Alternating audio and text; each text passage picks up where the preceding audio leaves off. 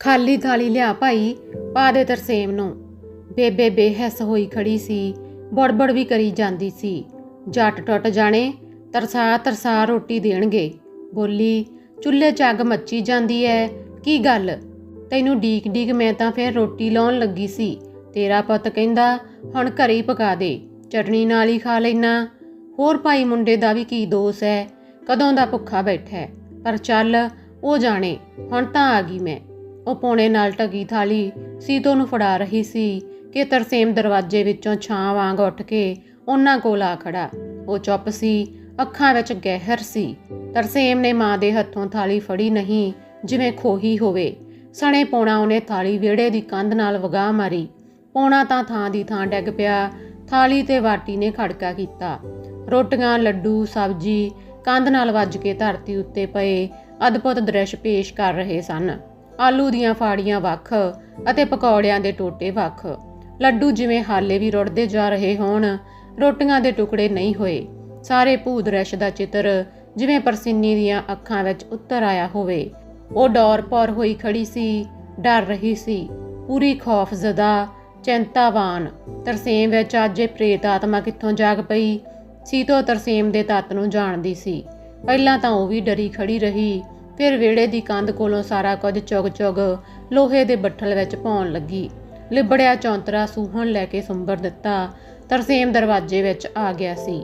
ਪਰਸੀਨੀ ਵਰਾਂਡੇ ਵਿੱਚ ਹੀ ਪੀੜੀ ਉੱਤੇ ਗੁੰਮਸਮ ਹੋ ਕੇ ਬੈਠ ਗਈ। ਸੁਰੇਸ਼ ਛੋਟੀ ਮੰਜੀ ਉੱਤੇ ਸੁੱਤਾ ਪਿਆ ਸੀ। ਸੀਤੋ ਨੇ ਦੱਬਾ ਸੱਟ ਆਟਾ ਗੁੰਨਿਆ ਅਤੇ ਚੁੱਲ੍ਹੇ ਉੱਤੇ ਤਵਾ ਰੱਖ ਕੇ ਰੋਟੀ ਪਕਾਉਣ ਲੱਗੀ। ਉਹ ਹਾਲੇ ਵੀ ਤਰਸੇਮ ਤੋਂ ਡਰ ਰਹੀ ਸੀ।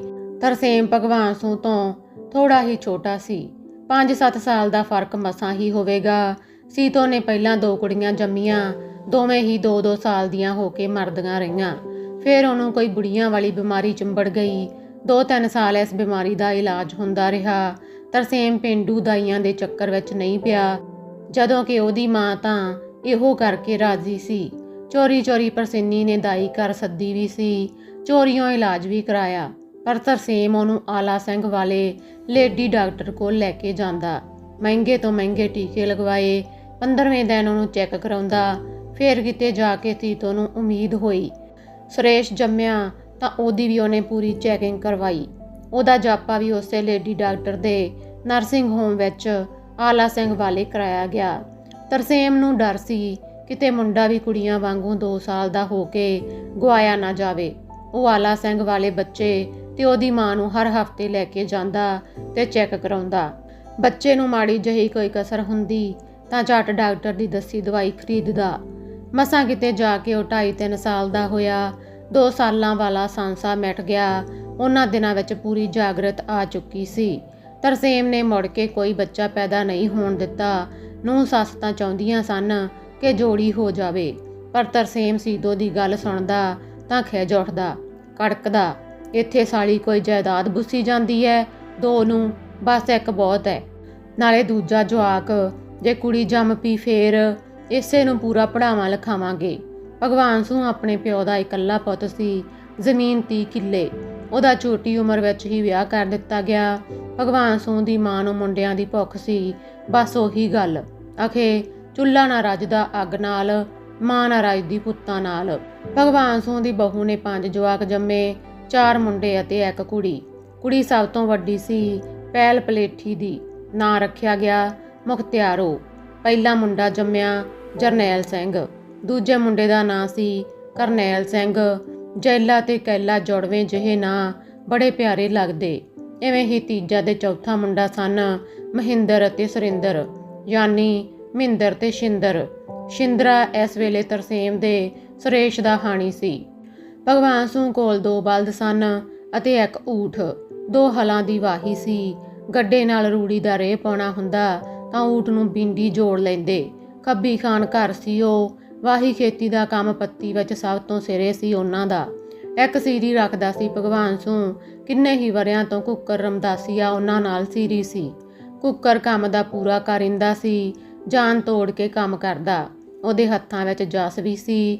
ਭਗਵਾਨ ਸੂ ਕੁੱਕਰ ਸਹਾਰੇ ਕੰਮ ਛੱਡ ਕੇ ਚਾਹੇ ਕਿੰਨੇ ਦਿਨ ਗਰਾਂ ਘੋਹੀ ਲਾ ਆਉਂਦਾ, ਉਹਨੂੰ ਮਗਰਲਾ ਸਾਂਸਾ ਨਹੀਂ ਰਹਿੰਦਾ ਸੀ। ਕੁੱਕਰ ਇਮਾਨਦਾਰ ਵੀ ਬੜਾ ਸੀ। ਉਹਨੂੰ ਕੱਖਾਂ ਦੀ ਚੋਰੀ ਵਰਗੀ ਕੋਈ ਭੈੜੀ ਆਦਤ ਨਹੀਂ ਸੀ। ਨਾ ਹੀ ਇਹ ਕਿ ਖੇਤੋਂ ਛੱਲੀਆਂ ਤੋੜ ਕੇ ਆਪਣੇ ਘਰ ਲਿਜਾ ਸੁੱਟੇ। ਨਾ ਤਾਂ ਭਗਵਾਨ ਸਿੰਘ ਸੀਰੀ ਬਦਲਣਾ ਚਾਹੁੰਦਾ ਅਤੇ ਨਾ ਕੁੱਕਰ ਆਪ ਉਹਨਾਂ ਨਾਲੋਂ ਕਦੇ ਨਿਖੜਨ ਬਾਰੇ ਸੋਚਦਾ। ਕੁੱਕਰ ਨੂੰ ਦਾਣੇ ਚੰਗੇ ਆਉਂਦੇ, ਸਾਰੇ ਸੀਰੀਆਂ ਨਾਲੋਂ ਉਹਦੀ ਘਰੇਲੂ ਹਾਲਤ ਚੰਗੀ ਸੀ। ਭਗਵਾਨ ਸਿੰਘ ਦੀ ਮਾਂ ਚੰਗੀ ਸੀ। ਬੁੜੀ ਆਨੀ ਬਹਾਨੀ ਕੁੱਕਰ ਦੀ ਬਹੂ ਨੂੰ ਕੁਝ ਨਾ ਕੁਝ ਹਮੇਸ਼ਾ ਦਿੰਦੀ ਰਹਿੰਦੀ, ਲੀੜਾ ਕੱਪੜਾ ਵੀ ਦਿੰਦੀ। ਦੁੱਧ ਬਾਅਦ ਉਹ ਜਦੋਂ ਮਰਜੀ ਭਗਵਾਨ ਸਿੰਘ ਦੇ ਘਰੋਂ ਲਿਜਾ ਸਕਦੀ। ਅੜੇ ਥੋੜੇ ਰੁਪਈਏ ਵੀ ਫੜ ਕੇ ਲੈ ਜਾਂਦੀ। ਦੋਵੇਂ ਘਰਾਂ ਦੀ ਜਿਵੇਂ ਪੁਸ਼ਤਾਂ ਦੀ ਸਾਂਝ ਹੋਵੇ। ਪਰ ਜਦੋਂ ਤੋਂ ਜੈਲਾ ਅਤੇ ਕੈਲਾ ਉੱਠ ਖੜੇ ਸਨ, ਸੀਰੀ ਦੀ ਲੋੜ ਨਹੀਂ ਰਹੀ ਸੀ। ਦੋਵੇਂ ਮੁੰਡੇ ਹੀ ਹੱਡਾਂ ਪੈਰਾਂ ਦੇ ਖੁੱਲੇ ਸਨ। ਜੁੱਸਾ ਤਕੜਾ ਸੀ ਉਹਨਾਂ ਦਾ। ਉਹ ਸੀਰੀ ਨਾਲੋਂ ਵੱਧ ਕੰਮ ਕਰਦੇ। ਉਹਨਾਂ ਦੇ ਉੱਠ ਖੜੇ ਹੋਣ ਨਾਲ ਭਗਵਾਨ ਸਿੰਘ ਖੁਦ ਵੀ ਕੰਮ ਵਿੱਚ ਰੈਲਾ ਹੋ ਗਿਆ। ਨਿੱਕੇ ਮੋਟੇ ਕੰਮਾਂ ਨੂੰ ਮਹਿੰਦਰ ਤੇ ਸ਼ਿੰਦਰ ਵੀ ਤਕੜੇ ਸਨ। ਕੁੱਕਰ ਦੀ ਉਮਰ ਭਗਵਾਨ ਸਿੰਘ ਨਾਲੋਂ ਵੱਡੀ ਸੀ, ਖਾਸੀ ਵੱਡੀ। ਫਿਰ ਉਹਦੇ ਵਿੱਚ ਜ਼ੋਰ ਇੰਨਾ ਨਹੀਂ ਰਹਿ ਗਿਆ ਸੀ, ਪਰ ਉਹ ਹਿਸਾਬ ਕਿਤਾਬ ਨਾਲ ਪਹਿਲਾਂ ਜਿੰਨਾ ਹੀ ਕੰਮ ਕਰਦਾ। ਉਹਦੇ 3 ਮੁੰਡੇ ਸਨ। 2 ਮੁੰਡੇ ਅਗਾਂਹ ਸੀਰੀ ਰਲਣ ਲੱਗੇ ਸਨ, ਤੀਜਾ ਪੜਦਾ ਸੀ। ਕੁੱਕਰ ਨੇ ਜਿਵੇਂ ਫੇਰ ਆਪ ਹੀ ਸੀਰੀ ਦਾ ਕੰਮ ਛੱਡ ਦਿੱਤਾ ਹੋਵੇ। ਜ਼ਮਾਨੇ ਦੀ ਹਵਾ ਦੇਖ ਕੇ ਉਹਨੇ ਆਪਣੇ ਛੋਟੇ ਮੁੰਡੇ ਨੂੰ ਪੜ੍ਹਨ ਲਾਇਆ ਸੀ। ਉਹਨੇ ਸੁਣਿਆ ਹੋਇਆ ਸੀ ਕਿ ਚਮਿਆਰਾਂ ਦੇ ਮੁੰਡਿਆਂ ਨੂੰ ਨੌਕਰੀ ਵੀ ਛੇਤੀ ਮਿਲਦੀ ਹੈ। ਕਿਰਪਾਲ ਪੜ੍ਹਨ ਵਿੱਚ ਸੀ ਵੀ ਹੁਸ਼ਿਆਰ। ਭਗਵਾਨ ਸਿੰਘ ਨੇ 4 ਮੁੰਡੇ ਪੜ੍ਹਨ ਨਹੀਂ ਲਾਏ। ਉਹਦੇ ਉਲਟ ਵਿਚਾਰ ਸਨ ਕਿ ਨੰਗ ਘਰਾਂ ਦੇ ਮੁੰਡੇ ਸਕੂਲ ਪੜ੍ਹਨ ਲੱਗਦੇ ਹਨ, ਨਾਲੇ ਪੜ੍ਹ ਕੇ ਕਿਹੜਾ ਉਹ ਤਹਿਸੀਲਦਾਰ ਲੱਗ ਜਾਣਗੇ, ਉਹੀ ਰਹਿਣਗੇ ਨੰਗ ਦੇ ਨੰਗ। ਨਿੱਕੀਆਂ ਮੋਟੀਆਂ ਨੌਕਰੀਆਂ ਕਰਨਗੇ। ਆਖੇ ਅਸੀਂ ਤਾਂ ਜ਼ਮੀਨਾਂ ਵਾਲੇ ਆਂ, ਸਾਡੇ ਘਰ ਤਾਂ ਸਭ ਕੁਛ ਹੈ, ਇੰਨੀ ਜ਼ਮੀਨ ਜਾਇਦਾਦ, ਸਾਡੇ ਮੁੰਡੇ ਤਾਂ ਘਰੇ ਹੀ ਅਫਸਰ ਨੇ। ਭਗਵਾਨ ਸਿੰਘ ਨੇ ਆਪਣੀ ਕੁੜੀ ਮੁਖਤਿਆਰੋ ਨੂੰ ਵਿਆਹ ਵਿੱਚ ਪੂਰਾ ਦੇਣ ਦਿੱਤਾ ਸੀ। ਘੋੜੀ ਜੋੜੀ ਨਾਲ ਵਿਆਹ ਕੀਤਾ। ਪ੍ਰਾਹੁਣੇ ਨੂੰ ਕੈਂਠਾ ਪਾਇਆ। ਬਰਾਤ ਵਿੱਚ 100 ਬੰਦੇ ਸੀ। ਖੁੱਲੀ ਸ਼ਰਾਬ ਵਰਤਾਈ ਗਈ। 2-3 ਬੱਕਰੇ ਵੱਢੇ ਗਏ ਸਨ। ਬਰਾਤ ਦੂਜੇ ਦਿਨ ਵਿਦਾ ਹੋਈ। ਇੰਨਾ ਫੰਨੇ ਵਿਆਹ ਪੱਤੀ ਵਿੱਚ ਪਹਿਲਾਂ ਕਦੇ ਨਹੀਂ ਹੋਇਆ ਸੀ। ਪਿਛਲੇ 2-3 ਸਾਲ ਫਸਲਾਂ ਵੀ ਚੰਗੀਆਂ ਹੋਈਆਂ ਸਨ, ਭਾਅ ਵੀ ਪੂਰੇ ਲੱਗੇ। ਚੰਗੀਆਂ ਫਸਲਾਂ ਦੇਖ ਕੇ ਆੜਤੀਏ ਵੀ ਹੱਥ ਖੁੱਲ੍ਹਾ ਛੱਡ ਦਿੰਦੇ ਹਨ।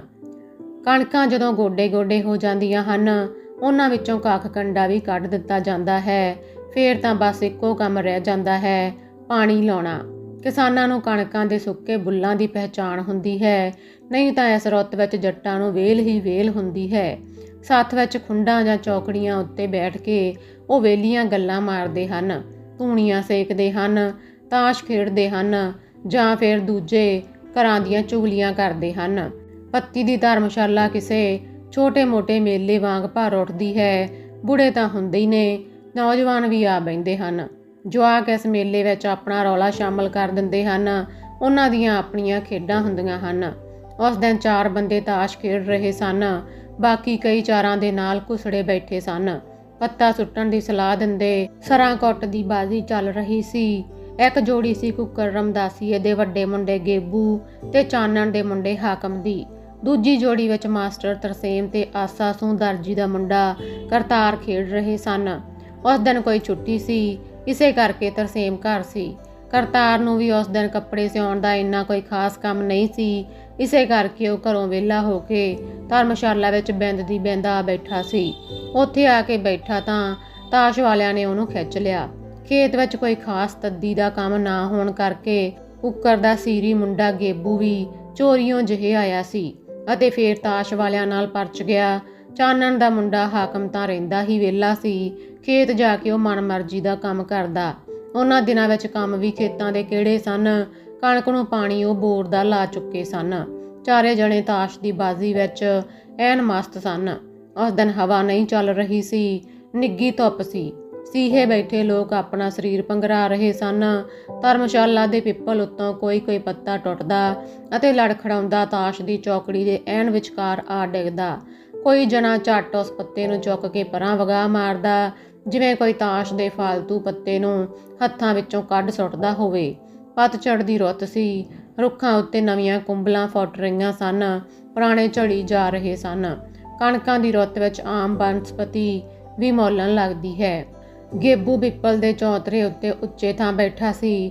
ਚੌਤਰਾ ਬਹੁਤਾ ਉੱਚਾ ਨਹੀਂ ਸੀ, ਬਸ 2 ਇੱਟਾਂ ਦੀ ਉਚਾਈ ਸੀ। ਬਾਕੀ ਤਿੰਨੇ ਥੱਲੇ ਸਨ। ਭਗਵਾਨ ਸਿੰਘ ਦਾ ਵੱਡਾ ਮੁੰਡਾ ਜੈਲਾ ਛਾਂ ਵਾਂਗ ਤਾਸ਼ ਖੇਡਣ ਵਾਲਿਆਂ ਦੇ ਉੱਤੇ ਆ ਖੜਾ। ਪਹਿਲਾਂ ਤਾਂ ਉਹ ਦੇਖਦਾ ਜਿਹਾ ਰਿਹਾ, ਫਿਰ ਜਦੋਂ ਨਵੇਂ ਪੱਤੇ ਵੰਡੇ ਜਾ ਰਹੇ ਸਨ, ਉਹਨੇ ਗੇਬੂ ਦੇ ਮੋਢੇ ਨੂੰ ਹੱਥ ਲਾਇਆ ਅਤੇ ਲਾਚੜ ਕੇ ਜਿਹੇ ਬੋਲਿਆ, ਪਰਾਂ ਹੋਏ ਚਮਿਆਰਾ, ਜਾ ਤੂੰ ਤਾਂ ਖੇਤ ਨੂੰ, ਤੇਰਾ ਕੀ ਕੰਮ ਇੱਥੇ ਤਾਸ਼ ਖੇਡਣ ਦਾ? ਤਾਸ਼ ਤਾਂ ਯਾਰ ਖੇਡਣਗੇ, ਸੀਰੀਆਂ ਦਾ ਕੰਮ ਨਹੀਂ ਇਹ। ਸਾਰੇ ਹੀ ਕਰਕੇ ਹੱਸਣ ਲੱਗੇ। ਗੇਬੂ ਠੱਠ ਜਿਹਾ ਹੋ ਕੇ ਉੱਠ ਖੜਾ। ਜੈਲਾ ਜਿਵੇਂ ਮੱਲੋ ਮੱਲੀ ਉਹਦੀ ਥਾਂ ਮੱਲ ਬੈਠਾ ਹੋਵੇ, ਧੌਂਸ ਜਿਹੀ ਦਿਖਾ ਕੇ ਬੋਲਿਆ, ਵੰਡੋ ਬਈ ਪੱਤੇ, ਕਿਹਦੀ ਵਾਰੀ ਹੈ? ਹੋਰਾਂ ਦੇ ਮਨਾਂ ਦੀ ਤਾਂ ਉਹ ਕੀ ਜਾਣਦਾ ਸੀ। ਮਾਸਟਰ ਤਰਸੇਮ ਨੂੰ ਜੈਲੇ ਦੀ ਇਹ ਗੱਲ ਮਾੜੀ ਲੱਗੀ। ਚਮਿਆਰ ਕਰਕੇ ਉਹਨੂੰ ਉਠਾ ਦਿੱਤਾ ਨਾ ਇਹਨੇ। ਗੇਬੂ ਦੀ ਥਾਂ ਕੋਈ ਜੱਟ ਹੁੰਦਾ ਤਾਂ ਕਦੇ ਨਾ ਉੱਠਦਾ। ਜੈਲੇ ਦੀ ਇਹ ਧੌਂਸ ਸ਼ਰੀਕ ਉੱਤੇ ਚੱਲਦੀ ਵੀ ਨਹੀਂ ਸੀ। ਹੁਣ ਜੱਟਾਂ ਦੀ ਜੋੜੀ ਸੀ। ਉਹਨਾਂ ਨੇ ਚੁੱਪ-ਚਾਪ 2 ਬਾਜ਼ੀਆਂ ਲਾਈਆਂ। ਪਹਿਲਾਂ ਵਾਂਗ ਉੱਚਾ ਬੋਲੇ ਨਹੀਂ, ਲੜੇ ਝਗੜੇ ਨਹੀਂ, ਨਾ ਹੀ ਕਿਸੇ ਨਾਲ ਕਿਸੇ ਦਾ ਕੋਈ ਰੌਲਾ ਪਿਆ ਸੀ। ਲੱਗਦਾ ਸੀ ਸਾਰਿਆਂ ਉੱਤੇ ਜੈਲੇ ਦੀ ਧੌਂਸ ਦਾ ਮਾੜਾ ਅਸਰ ਸੀ। ਕੁਦਰਤੀ ਗੱਲ ਸੀ, ਦੋਵੇਂ ਬਾਜ਼ੀਆਂ ਵੇਲੇ ਜੈਲੇ ਅਤੇ ਹਾਕਮ ਦੀਆਂ ਸਰਾਂ ਵੱਧ ਸਨ। ਤੀਜੀ ਬਾਜ਼ੀ ਨੂੰ ਉਹ ਫੇਰ ਵੱਧ ਸਰਾਂ ਕੁੱਟ ਰਹੇ ਸਨ।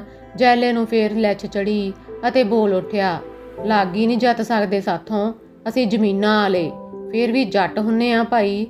ਇਸ ਵਾਰ ਤਰਸੇਮ ਨੂੰ ਮੁੜਕਾ ਆ ਗਿਆ। ਉਹ ਅੱਖਾਂ ਲਾਲ ਕਰਕੇ ਜੈਲੇ ਵੱਲ ਕਣਖਾ ਝਾਕਿਆ, ਜਿਵੇਂ ਉਹਨੂੰ ਗਲੋਂ ਫੜ ਲੈਣਾ ਚਾਹੁੰਦਾ ਹੋਵੇ। ਉਹਨੇ ਇਹ ਬਾਜ਼ੀ ਮਸਾਂ ਪੂਰੀ ਕੀਤੀ। ਬੇਧਿਆਨਾ ਹੀ ਪੱਤਾ ਸੁੱਟਦਾ ਰਿਹਾ ਸੀ।